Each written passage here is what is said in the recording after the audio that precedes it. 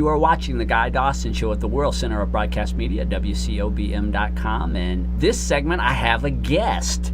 Jill, I was saying that was the first segment that I ever did. Those last two where I did not have a guest. Oh my gosh. Those were my first in 2.5 years on the air. Oh, wow. But I couldn't last for long. I have Jill Brents, and she's in the studio. She has a show here at WCOBM called 50 Shades of Blonde. That's right. And you are the epitome of the title of that show. I'm 25 shades, and Missy Day is the other 25. And we've been having a blast. It's just so much fun, and our guests have been fabulous. And Guy was one of our first guests on our first show. It was yes, awesome. I was excited. Yep, we really appreciated that. We got all our friends to come on and support us and wish us well. So, what made you want to have an internet show? Well, actually, we started out talking about radio, and it was actually Missy Day's idea, and she said, well, let's talk about doing this, and pretty soon, she said, well, do you want to do it with me? And then I went, that's all right. I mean, I've done so many different things. If somebody says, hey, you want to try this, I'm one of those that does that. Within reason, I might say. But, yeah, she said, let's do that, and we just started shopping around and looking at different stations and things, and then I kept kind of coming back to WCOBM because of the fact that I know Danny and I just know the reputation, and I thought, let's check this out. And then one day I was on Facebook and I saw some post that somebody said, and hey, you can have your show for 30 minutes, you can do, I think it was $99 or whatever. And I said, oh my God, that's doable. So then, of course, we went to an hour. So, and right now we're just once a month, but we're already booked. We're already booked until the end of October. We're already into November. So once we get to our 6 months, we may just kind of throw in another show. So I'm excited. Yeah. Well, yeah, and I was talking about the real value that there is in creating your own platform. What changes have you seen in the way that people look at you now that you have your own show? Basically, they say, I couldn't do that. That's one of the biggest things. They all freak out and they say, I can't stand the thought of a camera looking at me. It's one thing, if you were having a radio show, I'd be on it. But since you're doing this, but the good part of most people want to come on because it's branding. Not only do we want to share, that's part of what Missy and I do, because we're networkers. We're also, she's a business coach, and we also have our own businesses and things. So we want to help other people. And this is the best way to brand yourself. You're on all kinds of social media. I mean, what more could a person ask for? You can share it. You can have it on your website. All those things. It's the up and coming deal. Yes, it is, and I've had the opportunity to work with Jill and Missy on the development of their show and explaining, and it's great to have had this experience for a while, to be able to share some of the things that I've gone through in the development of my show for you, so that you can. The learning curve doesn't have to be as high as when you initially get started with something. And like I so appreciate that, Guy, and so does Missy, because we came into this very green and greener than that screen, and now you're expert. So that was the whole thing, is trying to find somebody that we could help us, and of course we knew that Guy would be the guy.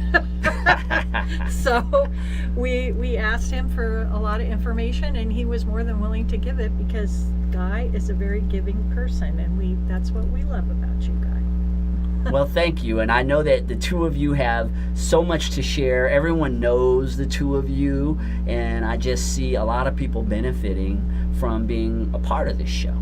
And we want to, it's about telling your story, because Missy, of course, has something called What's Your Story, where you can get up and you can share your real story. It's not all about business, it's personal growth, etc.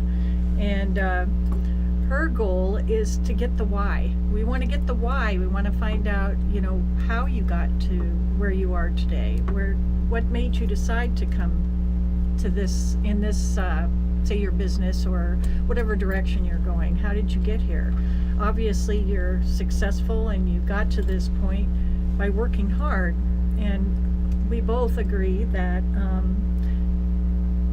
self-improvement is the best thing that you can do. I mean, you have to get out there and you have to keep working on yourself, because we all have fears, and if you don't face those fears, you're never going to succeed. You're not going to get out there and be here on this show. So right. There you go. Right, that is a part of the process, because a few minutes ago you were saying that you come across people who say, oh, I'll do radio, but I would never do television, and those are some of the types of fears that people have to overcome to ultimately to grow. Is you've got to put yourself in front of the camera. I mean, through the years I've had a lot of people who will do my radio show but who will not do this. They will not be in front of the camera. Well, and I also have to say, just from networking experience, and I've shared this with Guy, is that when I started doing it 6 years ago, I didn't even know what networking was. In the first year that I had to get up in front of people and give my 30-second commercial, I thought I would die every single time. It was like, oh, is there a way that I can not show up at this meeting? But I would always show up, and you just have to keep doing it, whatever it is that makes you uncomfortable, until you pretty soon, now you can't shut me up. You can see that. So once I got past the fear, everything was great. So you are also a part of the Infinity Business or Media Group, which I've known Tony Ferriera for many years. We've been known each other from networking, and it's been really incredible to watch him go from being a printer, and he was very successful just at being a printer, to where he's developed this whole media platform and these networking groups. Yep, I've been with him for, it's probably almost 6 years, and I started out with being a sales rep for the printing, and then the next thing you know, we had networking groups. We have 2 networking groups, and then we've gone from the printing to having magazines. We have Infinity Business Magazine, and we have LeVague Magazine, and we are also the printers for Social Register. We have several other magazines that are in the making, that are going to be coming up soon. It's just amazing how everything develops. And then now we have an office that is centrally located, and that makes a big difference. So now, instead of running to every restaurant and coffee shop to meet people, we can go to the office and just stay there, and if somebody can't make their appointment, you're able to start working again if they say they can't make it, instead of having to drive back, and get started all over again. You've got a location, so that's awesome. We're really excited about that, and we have an expo coming up too. So the expo is October 19th, and this will be our second one, and we're combining it with Social Register, and they're going to have their magazine launch the same night as we'll have our Infinity Business Magazine, and that'll be going into our 5th year, so it's our anniversary. So we're excited. Lots of great things going on. Yeah, I mean, the magazines have really grown. I remember when Tony first got started with them a few years ago, and they were high quality then, but I think I've talked to you about how I've just seen the content improve, and everything about the magazines have really grown. It has. It's amazing, and we've done a couple of changes with our Infinity Business Magazine, and it just looks so good. The quality again of the magazine, and we have a really good following. A lot of people that have the magazine in their offices or businesses, and then of course it's online. So yeah, it's been great. Yeah, along with the events, and I know that Tony's really done a lot for the business community here in Vegas by putting on these networking events through the years. And you had mentioned before that 6 years ago you didn't even know what networking was That's like, right. and now you're out. You're a huge part of the community here in Vegas. Yep, and it takes a while, obviously, to get to know people. Because of it being, quote, Las Vegas, it takes a while to build that know, like, and trust that we all know, because people come and go so quickly that you want to spend time getting to know the person. That's why networking groups are so good, because you're going to get to know, either set up a one-on-one with somebody, or you're going to get to know them a little bit wherever you meet them, whether it be a network group or a mixer or an event. So.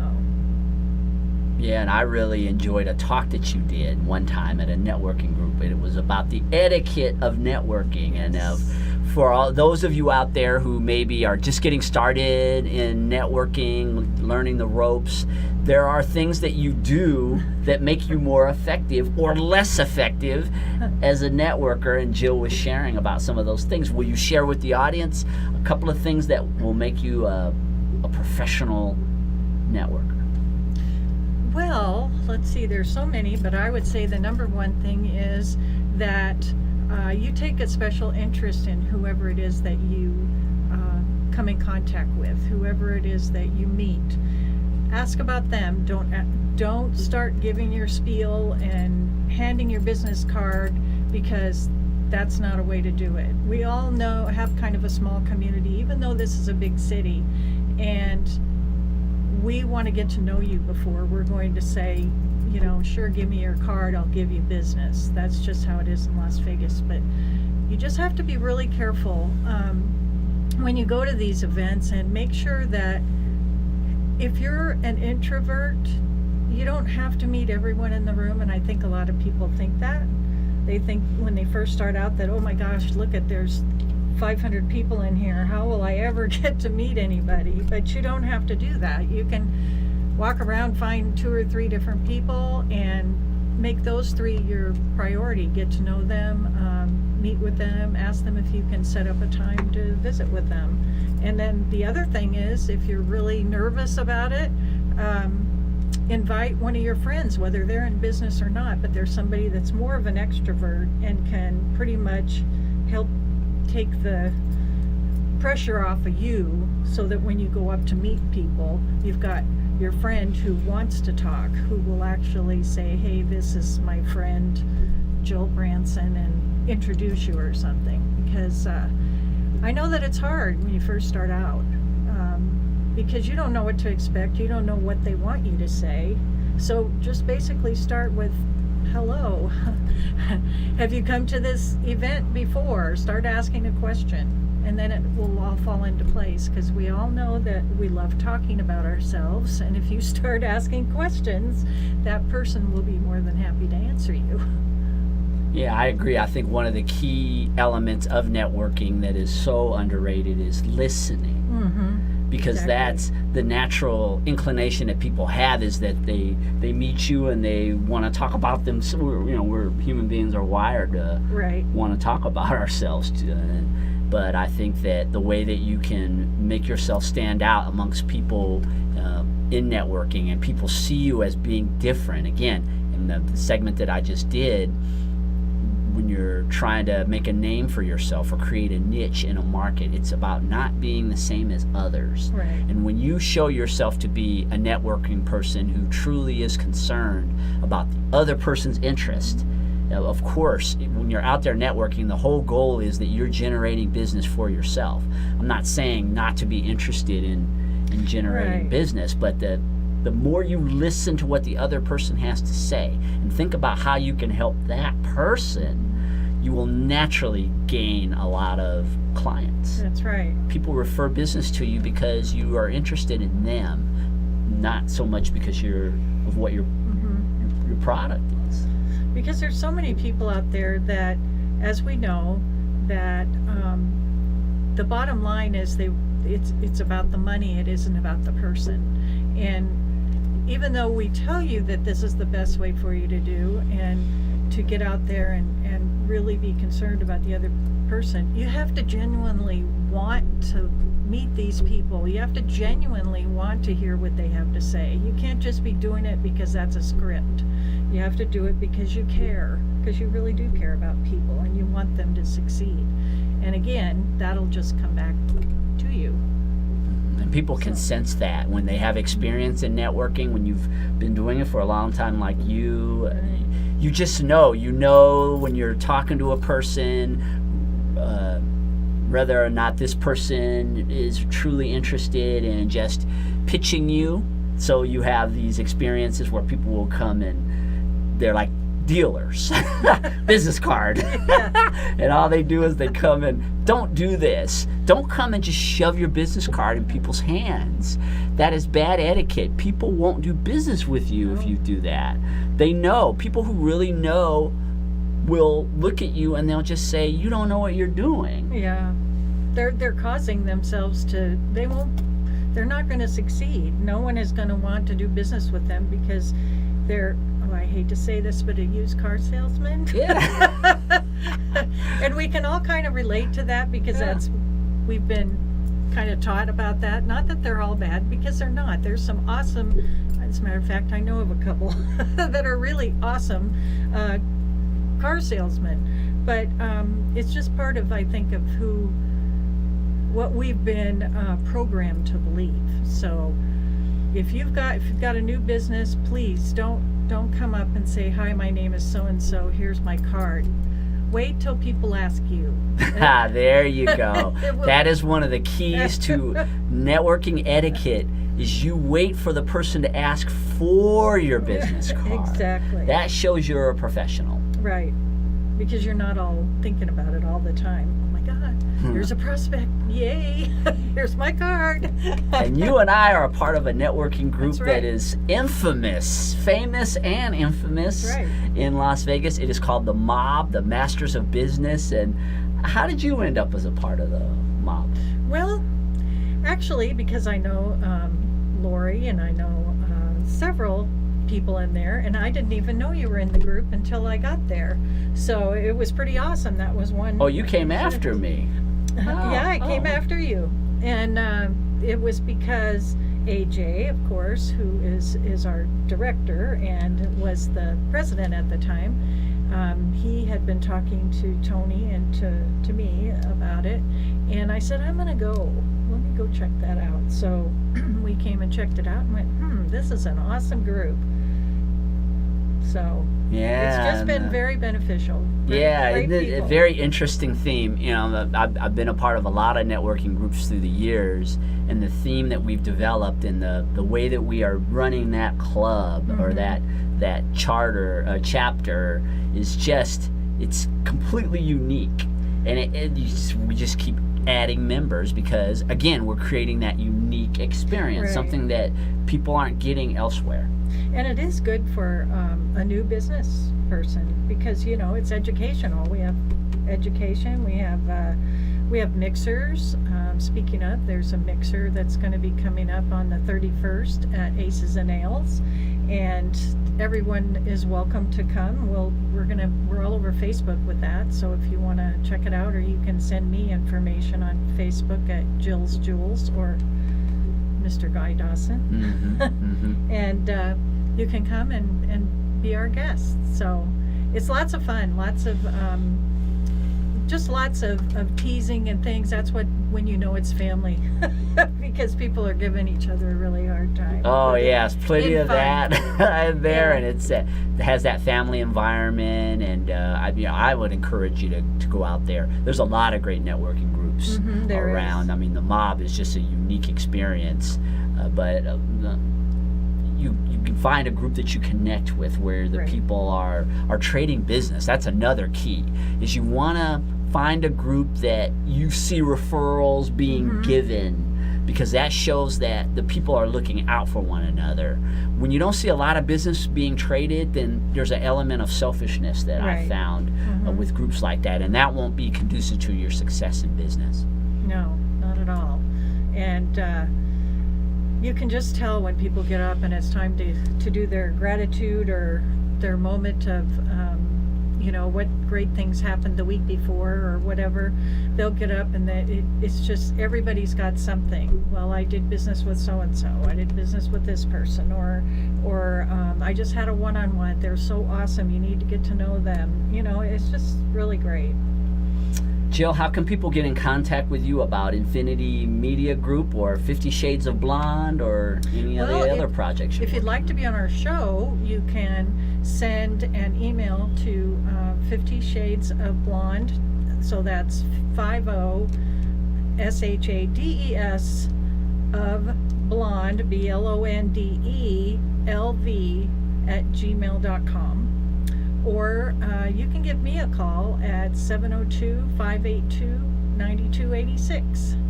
And I can give you some more information about that. Or with Infinity, and same thing. You can send me a message to either one of those. You could send me a message better at Jill's, JILS, that's 1L, S, print, excuse me, I have like a bazillion emails. Print, PRINT, FOR, success@gmail.com. And thank all of you for tuning in to this week's edition of The Guy Dawson Show. Please visit our website, classycommunications.net, to learn more about our public relations and marketing services. And we will be back here next week for another show. Take care of yourselves.